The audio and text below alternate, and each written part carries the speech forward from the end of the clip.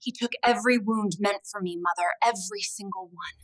I know, my love, and that is why I will never leave his side. The stars outside the Elorian warship burned cold and distant, indifferent to the war that had just ended. Commander Daelan Voss lay unconscious on the medical table, his body a map of sacrifice, over 300 documented lacerations, 6 broken bones, and a pulse so faint the ship's AI had flagged him for termination protocols twice in the last hour. But no one dared act on those flags. Not while Queen Seraphiel stood at his side. She had not moved in 7 hours. Her white braided hair fell over one shoulder like a curtain of moonlight. The ornate silver crown she wore, the symbol of the Elorian throne, forged from the bones of dead stars, seemed almost out of place in a medical bay.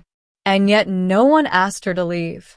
Her guards, the silent white-armored sentinels, stood at the room's perimeter, watching their queen watch a dying human.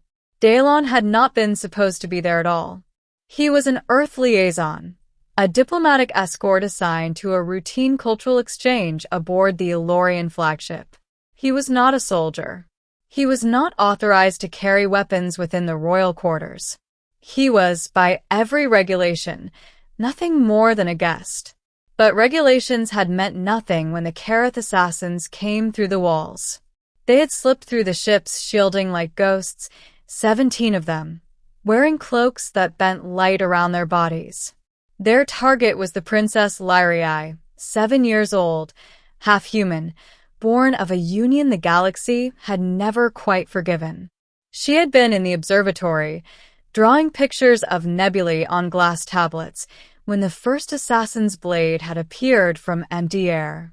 Dalon had heard her scream from 2 corridors away. He ran. Not toward safety, not toward the emergency shuttle, not toward the diplomatic wing where he was supposed to wait. He ran toward the sound of a child's terror, and he did not stop running even when the first blade opened a line of fire across his left arm. The fight, if it could be called that, lasted 11 minutes. Dalon had no armor, no training for this, no advantage beyond the desperate refusal to stop moving. He used walls and furniture and his own body as weapons. He took cuts so that Lyrii could stay behind him. He took blows so she would not have to. He bled from places he could not see, could not count, could not afford to think about. When the last assassin fell, he was already on his knees. Lyrii was pressed against the far wall, unharmed, watching him with enormous dark eyes. "Are you going to die?" she had whispered. He had almost smiled. "Not in front of you," he said. Then he collapsed. Queen Seraphiel had arrived within seconds of the security alert. She had walked through the carnage of that corridor, 17 Kareth bodies, walls painted in mixed blood, and found her daughter standing over a broken human, pressing her tiny hands against the worst of his wounds because she had seen him doing the same thing for her. Something in the queen had gone very still. Now, 7 hours later, she stood at his side in the medical bay while her physicians worked. She did not issue orders. She did not speak to her advisors who hovered nervously at the doorway. She watched his vitals on the holographic display above the table, and every time the line dipped, her jaw tightened almost imperceptibly, but it tightened. Chief Physician Oriel approached her carefully. "Your Majesty, the human's body is resilient, but the damage is extensive. We are doing everything within our capability." "Do more," she said quietly. It was not a request. Oriel nodded and returned to work. Around the 3rd hour of her vigil, one of her senior advisors, Lord Tessavain, a man who had never liked humans and made no effort to hide it, approached the Queen with a data scroll. "Your Majesty, the Earth delegation has sent formal inquiries, and there are treaty matters that require later. But, Majesty, the summit." She turned to look at him then. Just looked.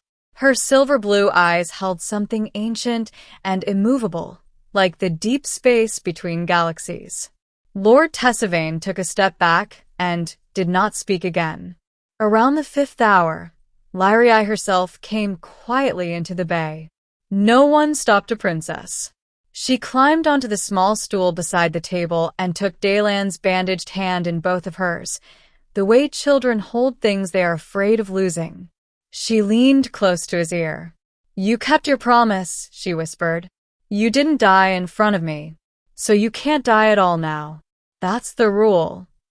Seraphiel watched her daughter and felt something in her chest fracture open that had been sealed for a very long time.